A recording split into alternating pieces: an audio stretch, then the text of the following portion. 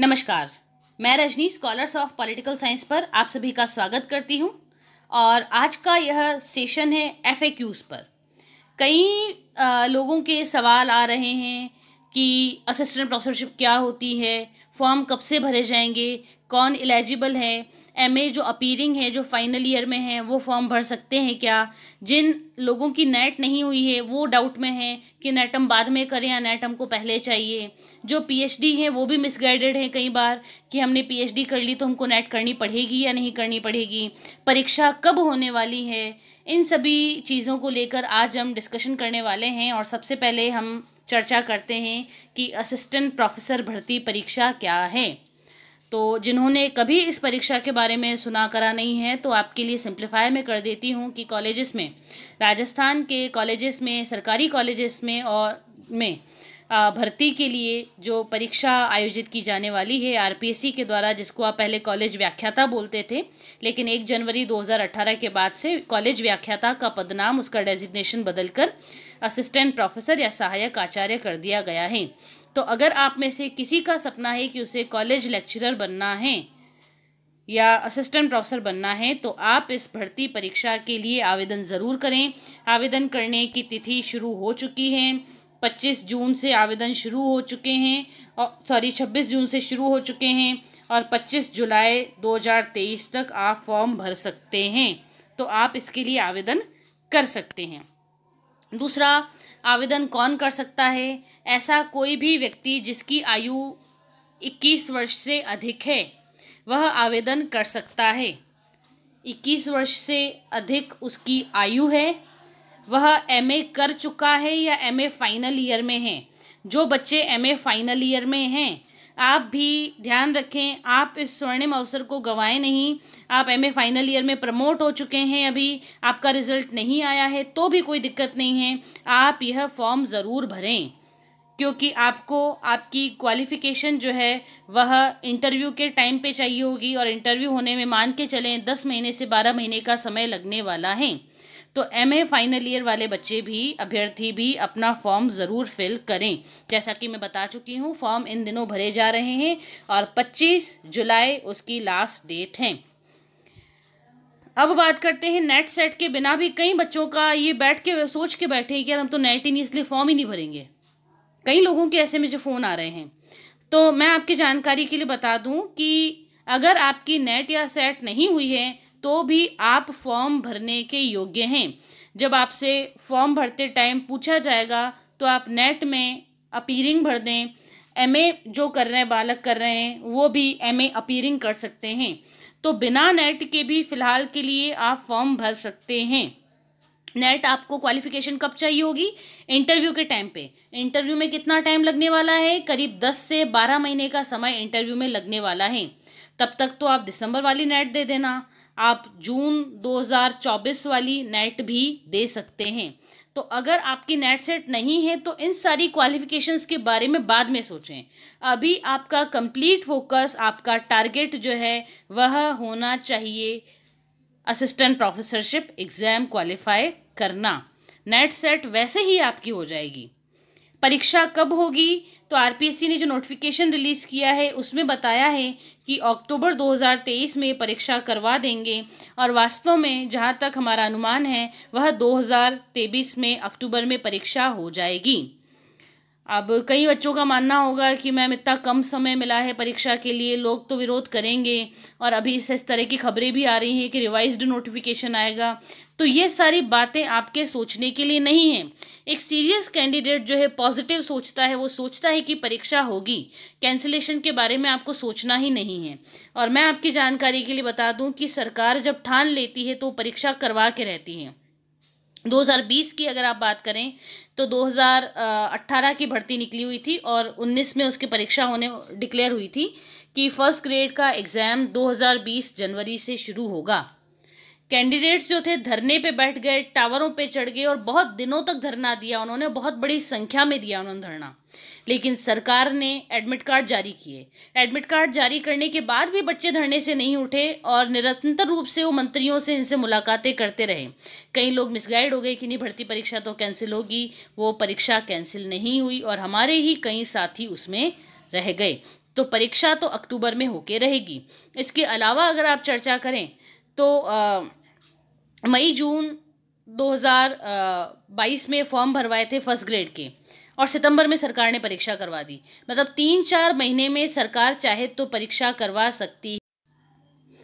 अब सवाल ये उठता है कि सिलेबस को जल्दी कैसे कंप्लीट किया जाए।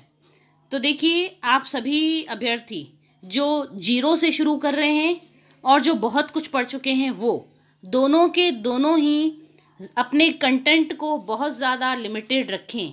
आपका कंटेंट जितना ज़्यादा लिमिटेड रहेगा, आप उसका रिवीजन उतनी ज़्यादा दफ़े कर पाएंगे और आपकी तैयारी उतनी ज़्यादा स्ट्रांग हो पाएगी। तो जो 0 से शुरू कर रहे हैं वो भी बहुत लिमिटेड कंटेंट रखें। अगर आपके सब्जेक्ट की कोई गाइड चलती है तो उठा लो वो गाइड। अपने सब्जेक्ट के जो सेलेक्टेड लोग हैं उनसे पूछें कि क्या कोई गाइड चली थी क्या। अगर कोई गाइड है आपकी और अच्छी है तो उस गाइड को पढ़ने से कोई हर्ज नहीं है ना। The means justifies their ends. Machiavelli आप बने, अपने साध्य जो है साधनों को जस्टिफाई कर लेते हैं, इसलिए आप अपनी गाइड जो है वह ले सकते हैं। जो बच्चे ऑलरेडी बहुत कुछ पढ़ चुके हैं वो इस भ्रम में नहीं पढ़े कि हमने बहुत कुछ पढ़ लिया है तो हम पढ़ते ही रहें। महान नहीं बनना है, आपको नौकरियां चाहिए, आपको विद्वान नहीं बनना है। इसलिए अपने कंटेंट को बहुत ज़्यादा लिमिटेड रखें। शॉर्ट नोट्स अगर कहीं से अवेलेबल हो पाए, कहीं के भी, उन शॉर्ट नोट्स को उठा लो, 5 दफ़े पढ़ लो उनको। अब है कि समय कितना दें। समय तो देखिए जितना आप दें उतना कम है, तो समय आप कितना भी दे सकते हैं। लेकिन जो कुछ नहीं कर रहे हैं, जो बेरोजगार हैं, वह अपने करीब 12 घंटे जो है प्रतिदिन दे सकते हैं। अब आप 12 घंटे प्रतिदिन पढ़ाई कर रहे हैं, उसका आउटपुट आपको केवल 10 घंटे ही मिलेगा, है ना। क्योंकि विज्ञान का एक नियम है कि ऊर्जा कार्य में पूर्ण रूप से परिणत नहीं हो सकती है। तो यह आपके ऊपर भी लागू होता है कि आप 12 घंटे समय दे रहे हैं तो आप निश्चित रूप से मान के चलें कि केवल क्वालिटी चीज़ आपके पास 10 घंटे में गेन हो रही है। जब आप मान के चलेंगे कि आपको 10 घंटे ही देने तो 8 घंटे गेन होंगे। तो इसलिए अपना बेरोजगार व्यक्ति जो है और जो फ्री बैठा है वह, और जो छुट्टी लेके बैठे हुए कर्मचारी वर्ग भी, तो आप अपना अधिकतम समय दें। इसके अलावा आप एक काम कर सकते हैं, अपना शेड्यूल बना सकते हैं। अभी जैसे कि 1 जुलाई से आप स्टार्ट कर सकते हैं। बिल्कुल बाकायदा मैं कैलेंडर बना देती थी, डेट्स डाल दें 1 2 3 4 ऐसे करके आप हाथ से ही जो है जुलाई की 30 तारीखें लिख लें, 1 2 3 4 ऐसे करके।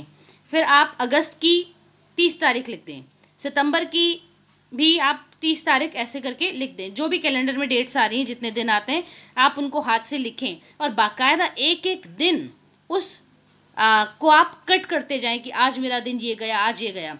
ये कहलाता है एक सीरियस एस्पिरेंट की तैयारी। और उसके लिए ज़रूरी है कि आप अपना शेड्यूल बनाएं। देखिए, एक चीज़ ज़रूरी है कि शेड्यूल बनाने में, आपका रूटीन तय करने में, आपको अगर अब आज 4 घंटे भी लगते हैं, कितना पोर्शन कितने दिनों में कंप्लीट करना है, रिवीजन कब स्टार्ट करना है, टेस्ट सीरीज़ के लिए टाइम कैसे एलोकेट करेंगे, बीच में आपके पास कुछ ऐसे काम भी आएंगे जिससे आप डिस्टर्ब होंगे। जैसे रीट के डॉक्यूमेंट वेरिफिकेशन चल रहा है, फर्स्ट ग्रेड का डॉक्यूमेंट वेरिफिकेशन चल रहा है, तो आप उस समय को कैसे मैनेज करेंगे, ये सब भी आपको आज ही तय करना पड़ेगा। उसी हिसाब से तो आज से आप आपकी तैयारी को खींच पाएंगे, अपनी तैयारी को बहुत अच्छे से आप दिशा दे पाएंगे और गति दे पाएंगे। इसलिए भले आपके 2 घंटे लगें, लेकिन बैठ के आप अपना शेड्यूल, अपना रूटीन और अपने टारगेट्स बैठ के तय करें। और पूरा रैशनल होना चाहिए, टाइट मत बनिए अपने आप के साथ, आप स्ट्रिक्ट नहीं हो। जैसे मान लीजिए कि किसी की पॉलिटिकल थॉट अच्छा है, तो पॉलिटिकल थॉट के लिए आप कम समय एलोकेट करें, लेकिन आपकी कंपैरेटिव पॉलिटिक्स और पॉलिटिकल थियरी जो है वो आपकी थोड़ी सी कमज़ोर पड़ती है, उसको ज़्यादा टाइम एलोकेट करें। ऐसे नहीं कि गधे के जैसे सबको बराबर बराबर बराबर हम एलोकेट करें, हमको थोड़ा सी स्मार्टली स्टडी करना है। और आज ही आप उसके लिए बैठ के 2 घंटे बैठ के अच्छे से सिलेबस को देखें, अच्छे से एक्सरसाइज करें। ये 2 घंटे आपके फ्रूटफुल रहेंगे, वो आपके 2 दिन बचा सकते हैं। गृहिणियाँ और कर्मचारी कैसे तैयारी करें, तो इसके लिए मैं पहले कह चुकी हूँ कि अगर कहीं से भी किसी भी कोचिंग सेंटर के नोट्स मिलते हैं सब्जेक्ट के, वो उठा लें आप और उसको आप मल्टीपल टाइम आप उसका रिवीजन करें। व्हाट अबाउट थर्ड पेपर, तो थर्ड पेपर के लिए मैं एक स्ट्रेटजी बना चुकी हूँ, मैं इसके लिए एक वीडियो बना चुकी हूँ, आप उसको फॉलो कर सकते हैं, जिसमें 10 दिन में आप अपना थर्ड पेपर जीके वाला पेपर जो है वह आप एक दफ़े पढ़ सकते हैं। तो 10 दिन में जीके वाला पेपर पढ़ लेंगे और उसके बाद जो है आप किसी भी कोचिंग सेंटर के आपके सब्जेक्ट वाले नोट्स या आपके जो टॉपर्स नोट्स आते हैं, आपकी पिछली भर्तियों में सेलेक्टेड व्यक्तियों ने अगर कोई नोट्स बनाए हैं तो आप उनसे वह नोट्स ले सकते हैं। लेकिन हाँ, आपको कोई भी तरह की ऑनलाइन ऑफलाइन कोचिंग लेने की ज़रूरत नहीं है। जैसा कि मैंने आपको बताया, ऑनलाइन कोचिंग जो अवेलेबल है, जो रिकॉर्डेड वीडियो अवेलेबल है या वो लाइव क्लास ले रहे हैं, महाराणा प्रताप पे 25 वीडियो 1-1 घंटे के बना दिए। क्या आपके पास इतना समय है कि केवल प्रताप का 25 घंटे सुने? With due regard, Maharana Pratap बहुत महान व्यक्ति हैं, लेकिन हमारे पास समय नहीं है कि हम किसी एक टॉपिक पर इतना ज़्यादा टाइम एलोकेट करें। अगर आपको कुछ टफ लगता है तो आप उसको छोड़ दो।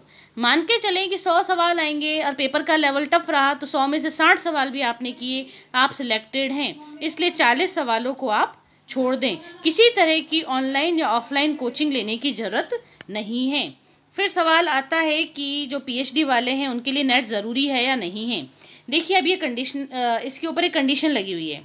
जिन लोगों की पीएचडी वर्ष 2009 के पहले हो रही है, पॉइंट नंबर 1, और इन 2009 वाले लोगों की पीएचडी जो थी वह फुल टाइम पीएचडी है, पार्ट टाइम पीएचडी नहीं है, और इनके अपनी पीएचडी से रिलेटेड 2 पेपर छपे हुए हैं, रिसर्च पेपर उनके छपे हुए हैं, तो उन लोगों को तो एग्जेम्प्ट किया गया है नेट या सेट से।